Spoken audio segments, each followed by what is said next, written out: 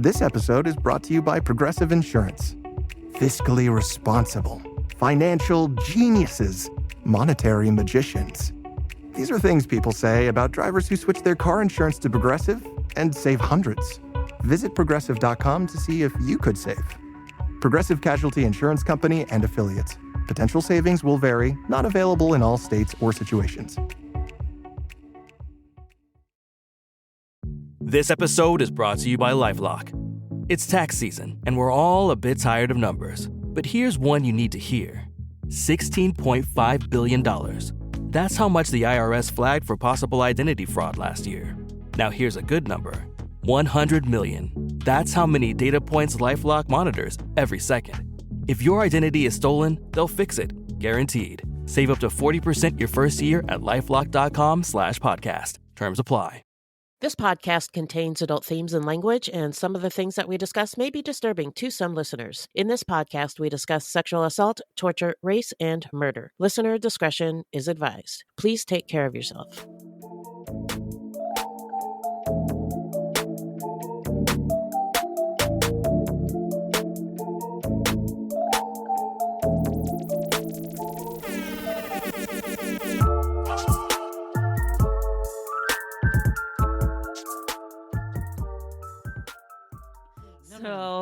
We're just going to get into their early life. Reginald was born in 1978 and Jonathan was born in 1980. They were both born in Dodge City, Kansas. And these kids had a really fucked up childhood. They sure did. Yeah. Their parents fought often and violently. They had a younger sister who died of leukemia when she was just 3. Their parents were fighting all the time, and I'm sure the death of the younger sister didn't help with the marriage. Mm-hmm. And eventually they split up, and the father completely dropped out of the boys' lives. Just never saw them again. Mm-hmm. After their father left the picture, the boys witnessed their mother being abused by her boyfriends. Mm-hmm. And according to different sources, the boy's father, when he was in their life, and their mother's boyfriends sexually abused their older sister. And I suspect that at the very least, Reginald was sexually abused by someone in the family as well. Oh, absolutely. And maybe both of them were. Yeah. Yeah. So I don't know who, because they never said who might have sexually abused him, but pretty sure he was. Yeah. Again, hurt people. Yes. So their mother, Janice Harding, married a second abusive man who was violent and even once put a gun to Janice's head. Janice was prone to sudden outbursts of rage, and when she would discipline the boys, she would beat them while they were naked with electrical cords. As she did this, she would have her other children hold the boys down and watch. The boys' mother also abused drugs like cocaine and marijuana, which I don't think marijuana is a big deal, but the cocaine is. And she has said that the boys did not experience much warmth or intimacy when they were children. That she wasn't a huggy or a kissy person, and that the family did not even celebrate holidays. And Jonathan tried to commit suicide when he was 16. Jesus Christ. Yeah, he tried to commit suicide by drinking antifreeze. Oh my Lord. Yeah, I'm not even really? sure. Yeah, I'm not sure how he survived that, but he did. So, yeah. Wow. Well, clearly it was bad. And then it just gets worse. Okay. Reginald Carr began having sexual interactions with girls starting at age 6. Come again? Yeah, he was 6 years old. And what I read was that he was basically molesting girls at 6 years old. Oh.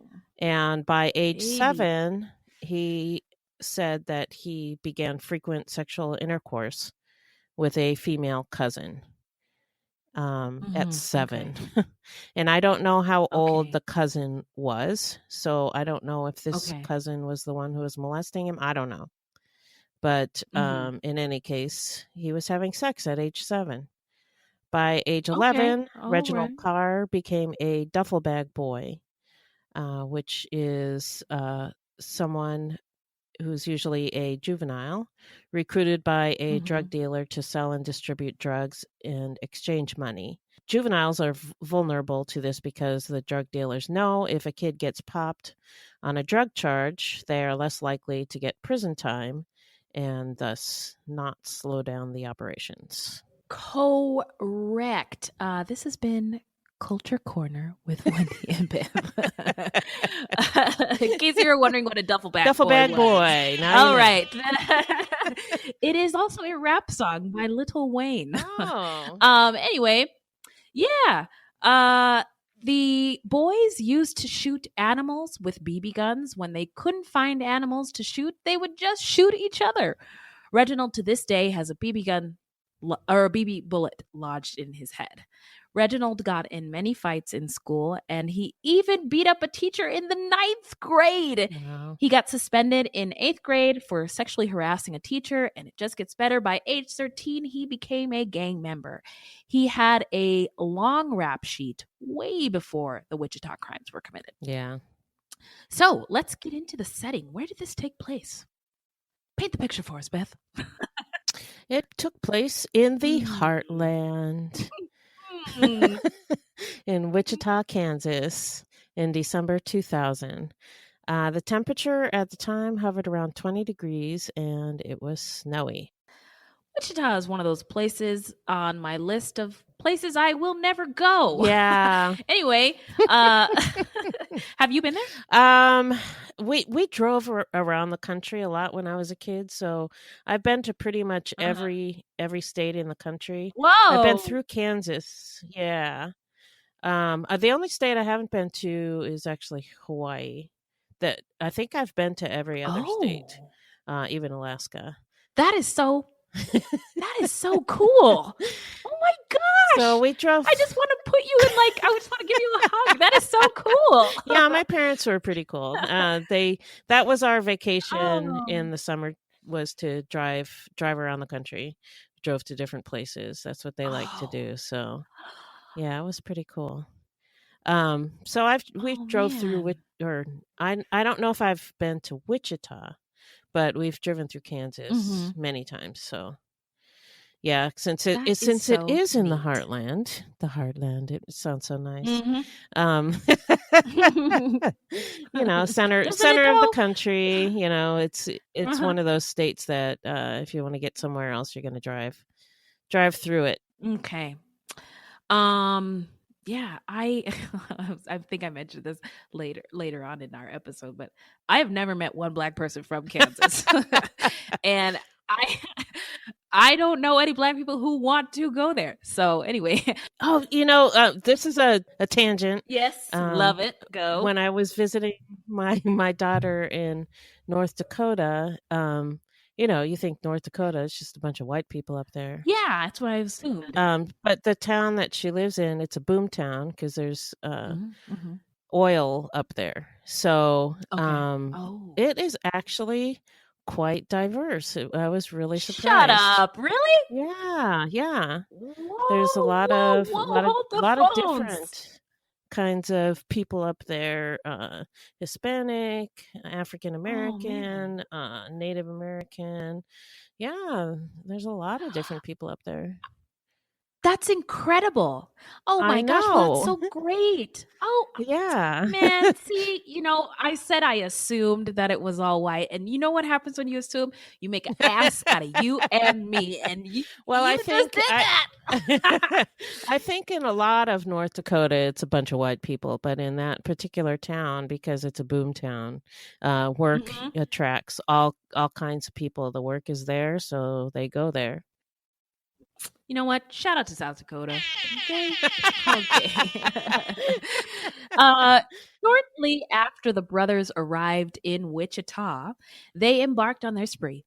And on December 8th, 2000, they robbed 23-year-old assistant basketball coach Andrew Schreiber. As he exited a convenience store, the brothers held him up at gunpoint and forced him into his car. They ordered him to drive to multiple ATMs where he withdrew money. They got a total of $800 from him. He feared for his life, but he was spared, and they left him in a field and shut out his tires on his car so that he could not drive away. Then on December 11th, they attacked Anne Walenta, a youthful-looking 55-year-old. She was a cellist and librarian with the Wichita Symphony Orchestra. As orchestra librarian, she was responsible for ordering and keeping track of its music. Classical music was the great love of Walenta's life, coming just after her husband and 2 grown children. It was a love she enjoyed bringing to others, which was one reason why she had worked for a group that taught classical music to African American youth. Shout out to you, Miss Walenta. Rest in power, girl. At about 9:30 p.m. on the night of December 11th, she returned home after a rehearsal with the Wichita Symphony Orchestra and parked her SUV in front of her house. A man approached her and said, "I need help." And then he pulled a gun out, and the panicked woman started to drive away, but gunfire shattered the glass of the car window and ripped through her body. Severely wounded, but still conscious, she pressed her car's horn. Its incessant blare drew the attention of a neighbor who called 911. Walenta survived for several days. She recovered consciousness and spoke with police from her hospital bed before dying of her injuries. In the hospital ICU, she was able to give a description of her attackers, which helped lead to their capture. She eventually succumbed to her injuries, and I read in some articles that it was 3 days, and others said it was a few weeks. So I'm not sure. Yeah, but still unfortunate, but thank goodness she was able to give a really good description. That helped catch these guys. So on December 14th, the Carr brothers upped the ante and entered a randomly selected home. 5 people were at the home at the time. Aaron Sander, he was 29. Brad Haka, age 27. My dogs are trying to get in the garage. Sorry if you can hear them. Brad Haka, age 27. Jason Befort, age 26. Heather Muller, 25, and Holly G.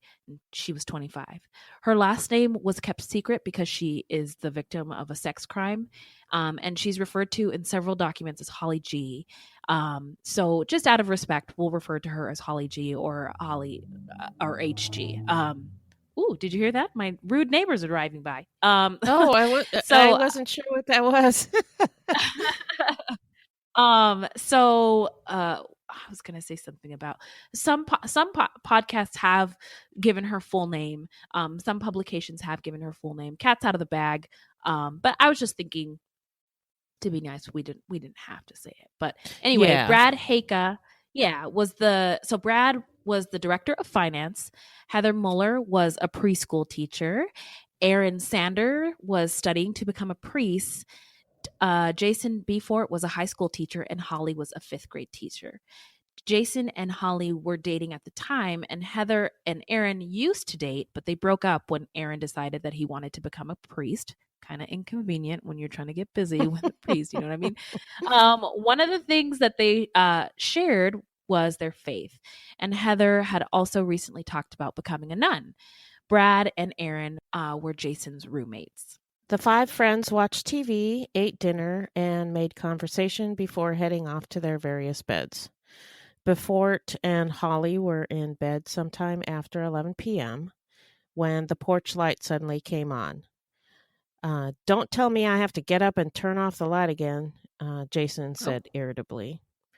I guess the porch light shone into his bedroom, so that's why he would turn it off every night, because it would keep him up. So, so he was irritated that the light came back on. And Holly heard talking, which she assumed was Aaron and Heather.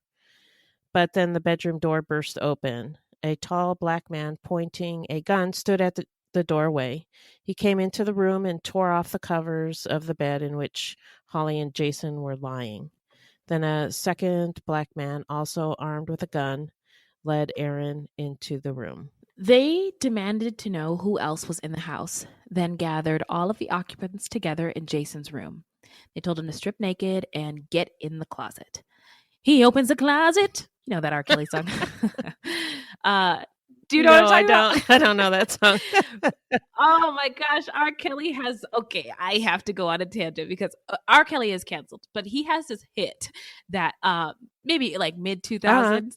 It was a 12 series, and it was called "In the Closet," and the chorus is "In the closet." He opens the closet, and then it's just like it's total nonsense. He looks in the closet, and like what? What's in the closet? Oh man, he's a midget. I mean, R. Kelly sings the most nonsense tune, but it's so funny. Google "In the closet." You will laugh so hard. It's so funny. Anyway, so he tells them to get in the closet, and the hostages were told not to talk. And if they attempted to talk, the men would wave their guns around and tell them that they better shut the fuck up. The brothers began taking the hostages out of the room in pairs and forcing them to perform sexual acts on each other while they watched. When it was Sanders' turn and he refused, remember he was studying to be in the priesthood, they pistol whipped him until he agreed to try. When Aaron was unable to get an erection, they beat him with a golf club and threw him back in the closet. After the brothers forced the victims to perform sexual acts on each other, Reginald then started taking each victim one by one to their banks to use their ATM cards and take out money. While he took the victims to the ATMs, Jonathan guarded the others. While he was guarding them, he also raped Heather and Holly while his brother was gone. When Reginald took Holly to the ATM, he asked her if she enjoyed it. He meant the raping. And she told him yes, hoping to appease him. And she told him she'd never had sex with a black man before. He called her Shorty. And hello, I'm Wendy, and welcome to the Culture Corner with Wendy and Beth. Shorty is a term of endearment that men, mostly black men, I guess I could say, will say to a woman that they fancy. And he told her it was too bad that they didn't meet under other circumstances because she was cute and they probably would have gone out. HG asked if he was going to shoot her and her friends, and he said no. And she pressed him and asked, "Do you promise?" And she testified that he said, "Yeah, I'm not going to shoot you." And when they got back to the house, H.E. told her 3 male friends, "Hey, don't worry, guys, it'll be okay."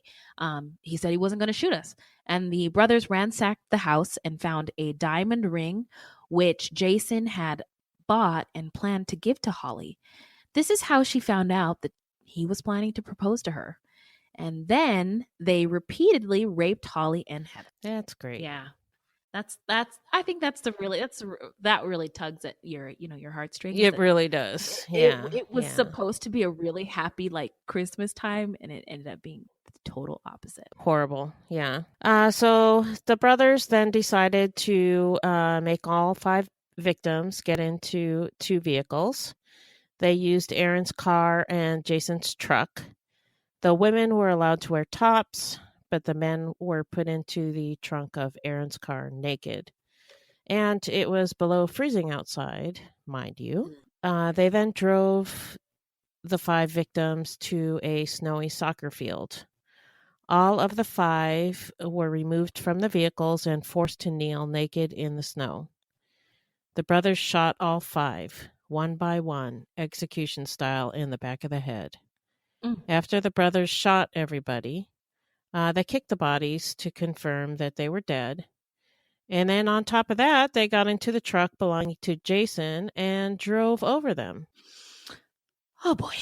But Holly somehow miraculously survived. That's HG, y'all. Both being shot in the head and being run over by a truck in a snowy field. A barrette that she had been wearing in her hair deflected the bullet fired into her head, saving her life. Wow. I don't know how Holly survived this, but she is a miracle. Incredible. She played dead until she was sure they were gone. And when Holly heard the Carr Brothers drive off, she called out to her friends. Jason made a slight moan, and she took off her sweater and wrapped it around his head that was bleeding to try to save him. She then looked around and saw Christmas lights in the distance. Nude and barefoot, she ran over the snow-covered fields for more than a mile, climbing over 2 fences and crossing a highway until she reached that house with the lights. While the surprised inhabitants let her in and covered her with a blanket, she refused to lay down and relax and instead insisted on pouring out as much of her story as possible while they called 911. Holly didn't know how long she'd live. She thought she was going to die, and she wanted to relate every detail of the crime as possible before she passed out. And thanks to her detailed description of the perpetrators, a news broadcast was issued immediately. Way to go, HG. Yeah, she's pretty amazing. Yeah, her will to live, to live and to tell the story is remarkable. Yeah, and make sure that these guys got caught so that her friends would get justice. Exactly. I mean, I was just thinking if it were me, I mean, I get like a nasty like Facebook message, and I'm like, I think I'm just gonna lay down and die right now. You know what I mean? So just her will, her will to live is, it's amazing. Well, the entire group of them, they were all mostly in service fields, teachers and, the one guy studying for the priesthood and lady thinking about becoming a nun. It seemed like they were people who wanted to help other people or wanted to serve other people, Right. like they were all really good people. And I also listened to another podcast about this episode, and they said that the other thing Holly was concerned about, she was a teacher and she was worried about her kids and what would happen if she died. The kids in her classroom, she was worried how they would be affected. Oh my gosh, that's amazing. Yeah. Well, she is the hero of the story for sure. So shout out to you, Miss Holly G.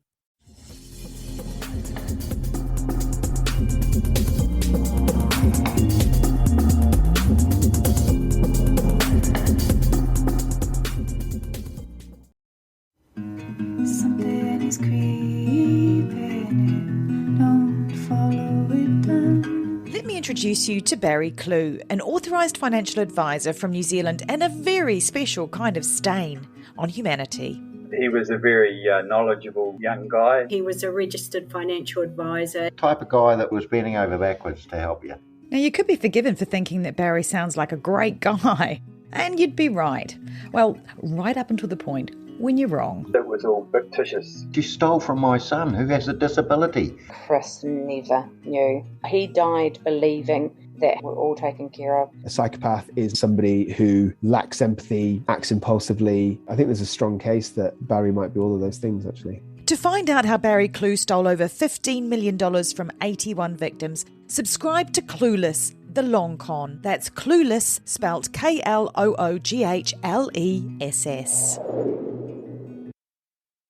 The truth about the Haditha massacre has been covered up, but not anymore. I know you know what happened. They went into houses and killed women and children. What are you thinking? What a mess. U.S. Marines murdered innocent civilians in cold blood. And at the center of it all is 25-year-old Sergeant Frank Wuderick. And me. Murder in House 2. A new podcast from Crowd Network. The Carrs left the scene and didn't realize that there was a survivor, nor did they realize that the police were looking for them. They went back to the house and stole some more items from the home. And the last killing they performed, add this to their greatest hits, is the killing of Holly's dog, Nikki. It was a schnauzer. Killing a dog is awful. Yeah, it is. At 7:30 a.m.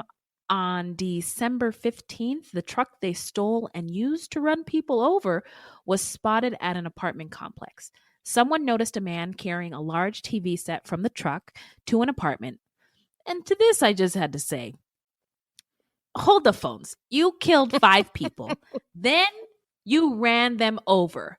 And then you drove away. And then you go to Best Buy or Fry's Electronics to get a TV? I think it was actually stolen from their from the Oh, house. okay. I thought they went to the store with the money. Okay. Well, I wouldn't Woo! be surprised. But, Still yeah. awful.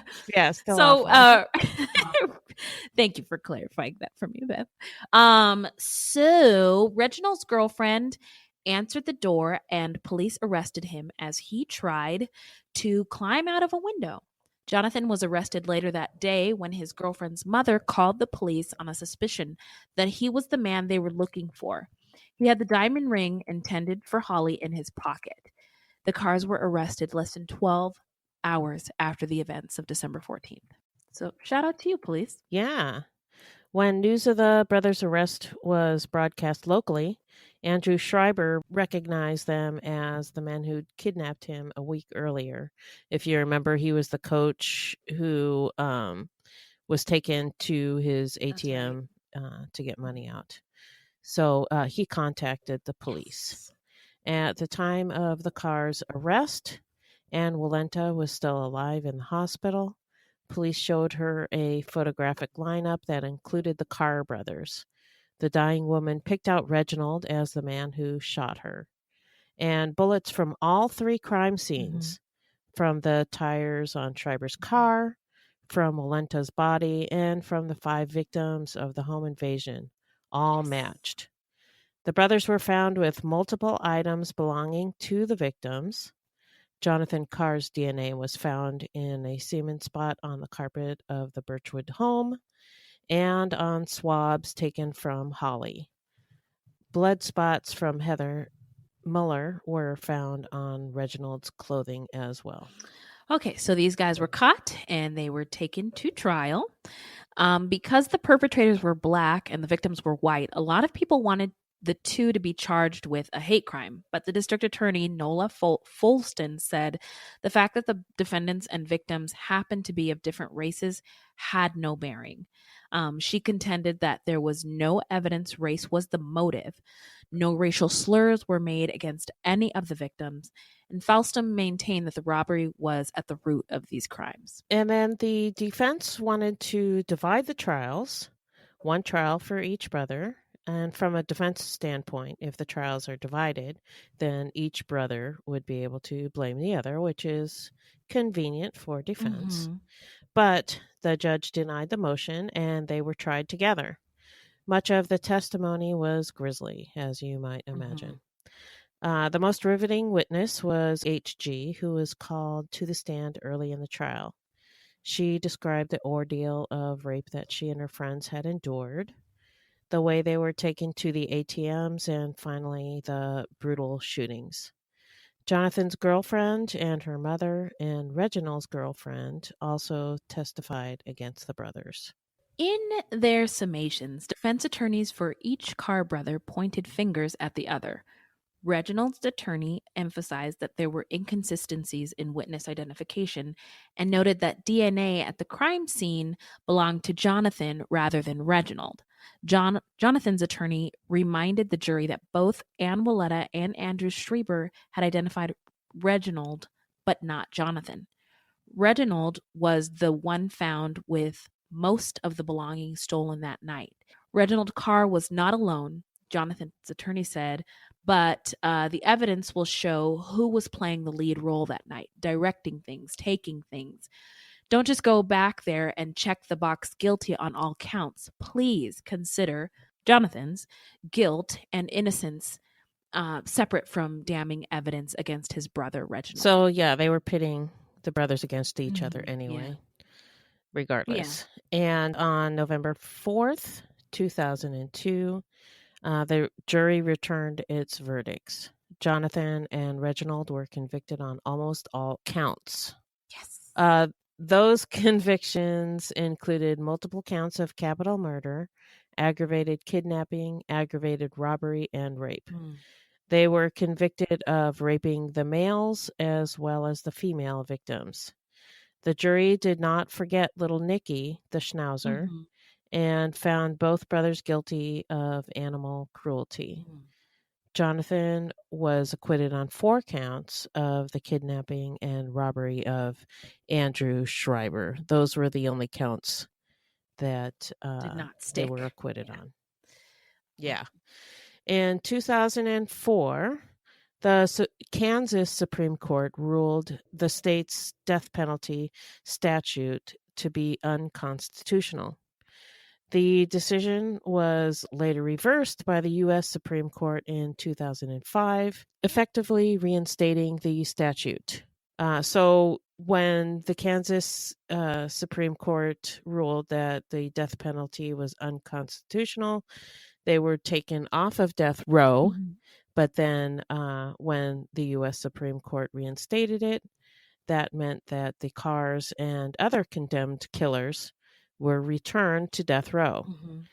The Carrs' defense attorneys continued appeals. So on July 25th, 2014, the Kansas Supreme Court overturned the death sentences against the Carrs based on trial judge error, arguing that a trial judge is required, or a trial is required for each of the brothers. And if you recall, the decision had been made to try them jointly. Jonathan Carr argued that he was not as responsible as his brother for the crimes and that Reginald Carr had been a bad influence on him during their troubled childhoods. The state attorney general appealed its high court's decision to the U.S. Supreme Court, which had no time for this, and agreed in March 2015 to hear the case. And in January 2016, the U.S. Supreme Court overturned the decision of the Kansas Supreme Court and reinstated those death sentences.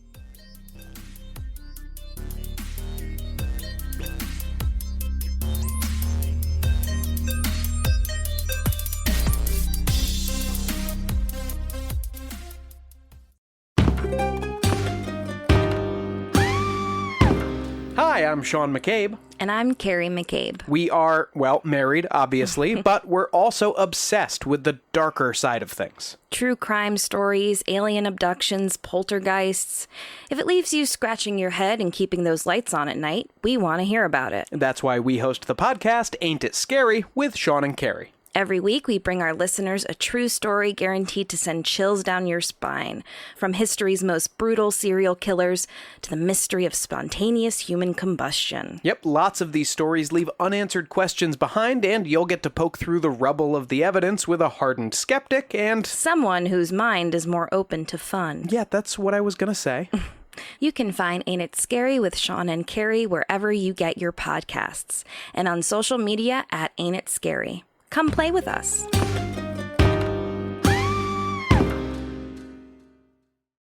So it was a real roller coaster. It was, but I think in the end, back and forth, justice was served. So see, the Supreme Court is good for something. I don't have a problem with that. Yeah. So where are they now? The Carr Brothers are now currently sitting on death row in Kansas's El Dorado Correctional Facility. Ann Walenta had worked for the Northeast Area Strings Academy of Wichita, which goes by the acronym NASAW, that describes itself as a summer classical music school dedicated to the preparation and education of the African American string player. That's awesome. She was honored by a NASAW student, Titus James Jr., who dedicated his cello performance at a scholarship competition to her. And her husband, Don, and their 2 children established the Ann Walenta Music Scholarship as a means to continue her music legacy and to honor her. That's great. Others have sought in different ways to honor the victims. A memorial golf tournament was held for Brad Heckia. The victims' families joined with the Wichita Community Foundation to found the Forget Me Not Memorial Scholarships. Holly G and Andrew Schreiber became friendly during the Carr trial. They dated for a while, and then they got married in 2004. Hallelujah! Yeah, so that's a pretty bright spot in this sad story. Yes. So one of the things Beth and I like to get into, because we love true crime, we want to know what made these people snap. And to be honest with you, I don't know why they went to Wichita or what led them to start robbing, shooting, and raping people in that particular December. But they do check all of the risk factor boxes that increase the probability that they would develop problems later in life, including dysfunctional family, abuse, violence, and drugs. Also, the BB gun bullet in the head probably didn't help. Yeah, they had a terrible childhood. So I watched a documentary on YouTube. It was a really weird true crime documentary. Oh, really? Oh, boy. Yeah, I'd never seen anything like it. What? It seemed like it was Christian true crime. Oh, yeah. boy. Okay. It was called Thou Shalt Not. Okay. And they would tell the story of the crime and then parallel it with a Bible verse, and I don't know, it was really weird. Oh, boy. So I can't say that I recommend it. Okay. But I did watch it for the information. And interestingly, it's on a network I had never heard of before called TV One, which is supposed to be a rival to BET. I've never heard of that network either. Yeah. I thought that was interesting. Anyway, they said that the brothers were often left to their own devices as children and pretty much raised themselves since their father was out of the picture and their mother was often not around. She was doing drugs. Yeah. So that the brothers formed a really close bond because of that. And as I mentioned earlier, the fact that Reginald was sexually active at 6 years old is telling. 6-year-olds don't really think about sex.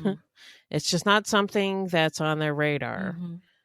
So as I said, I suspect that he was sexually abused by someone. And I am pretty sure that had something to do with it. I mean, with all the sexual abuse that was going on with the crime. It's just so weird. Yeah. So weird. Yeah. Something I 100% agree with you. Something probably happened. I'm sure something happened to them when they were younger. Something happened to this kid. Yeah. It's not, as I tell my daughter when we discuss people that affect us, it's not an excuse. It's an explanation. Yeah. Yeah. I think that's a fair point too. Yeah. Well, let's get into our takeaways. Okay. To me, this crime is interesting because it's transracial. I do not believe that these guys were out to kill white people. I think that they just happen to be in a PWS, which is short for predominantly white space, and they wanted to do some fucked up shit. More culture. Hey, again, with the culture hour with Wendy and Beth, and they wanted to do some fucked up shit, and the only people around were white. So again, I don't know any black people from Kansas. Do you? And if you're listening and you are a black person in Kansas, please like send us an email or add us. Give us a shout out. Yeah. On the Facebook discussion group, because I'm telling you, it's coming up goose eggs for me. I think at the time there was some attempt to turn this into a, oh no, black people are targeting white people and raping and murdering them. But that's not true. White people were the only people around for these fucks to choose from. Black people are not engaged in any kind of race war, nor have we ever been in a race war. There is certainly an anti-white supremacy war, which is different, and the publications who implied that are messy hoes and should be ashamed of themselves. Hip hop air horn. Okay, I'm on that now. Yeah, I agree. I don't think it was a hate crime.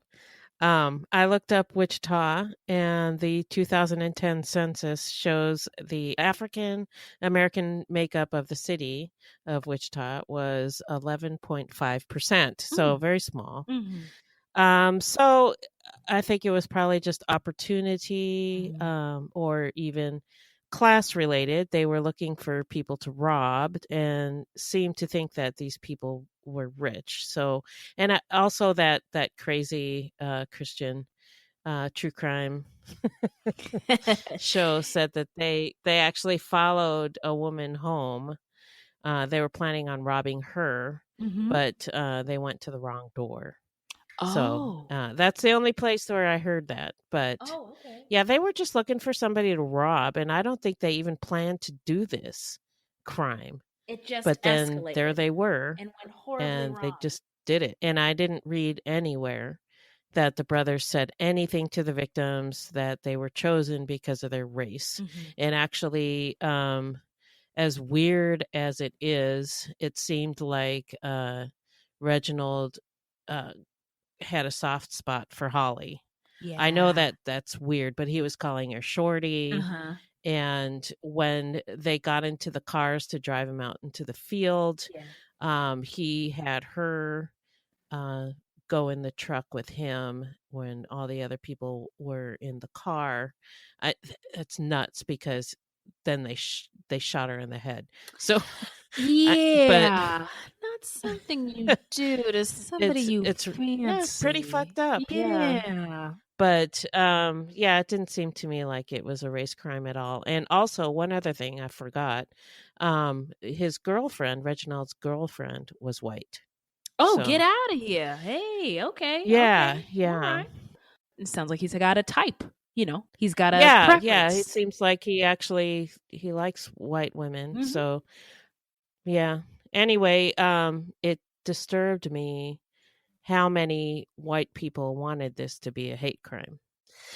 Oh my gosh, I read the blogs too, and I was like, I can't believe that people like they were actively like trying to make this into like a race hate thing. crime. Yeah, a hate crime. And I was really reading didn't the blogs. have anything to do with race. Yeah. I was shocked at the people's response on these like little private messaging groups and stuff. Like, holy shit! Yeah, those posts are still up. Yeah, never read the comments, go, Wendy. Never read the comments. I need to not do that. Yeah, you're right. So the last thing I wanted to say was that I do think that Reginald was a bad influence on Jonathan. Yeah. Since he was the older brother. Yeah. But Jonathan was an adult at this point, and he made choices, and he definitely participated willingly, and he did some of the crimes on his own. I mean, when Reginald was taking some of them to ATMs, Jonathan was back guarding them and raping the women. So, yeah. Yeah, you're right. He was may an adult. have been a bad influence, but yeah, he made choices. He did. Beth, where can the people find us? Our website is fruitloopspod.com, and we use Fruit Loops Pod for all of our social media. This is a weekly podcast, and new episodes drop every Thursday. So until next time, look alive, y'all. It's crazy out there.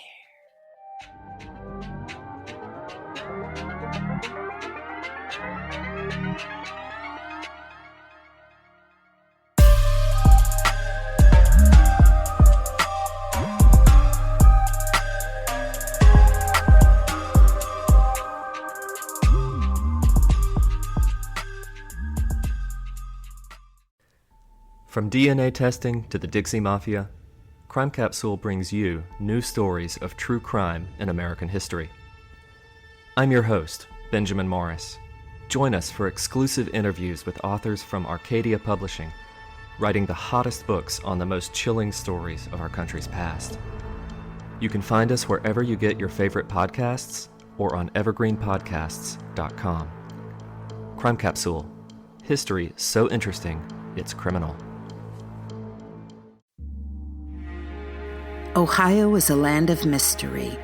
From missing shipwrecks and lost treasure beneath her surface to strange phenomenon slicing through her skies.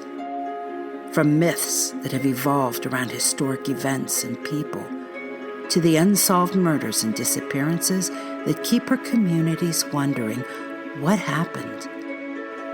Find Ohio Mysteries on your favorite podcast app, and let's explore the inexplicable. OhioMysteries.com.